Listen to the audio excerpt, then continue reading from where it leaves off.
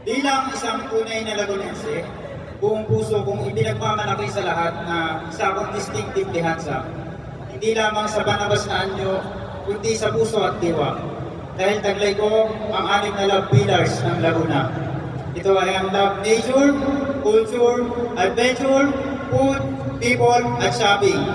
Mga haliging nagbibigay buhay, kulay at yaman sa ating mahal na lalawigan. Kung bibigyan man ako ng pagkakataon ngayong gabi bilang tanghaling isang Mr. Laguna International 2025, nais kong maging isang simbolo at representasyon ng kagandahan, tangal at pagkakakilanlan ng ating mahal na lalawigan.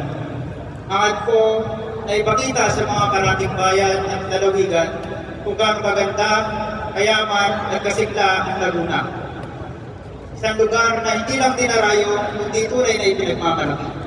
Kaya sama-sama nating taguyod ang galing at ganda ng lalawigan ng Laguna sa buong mundo. Salamat po. Thank you so much.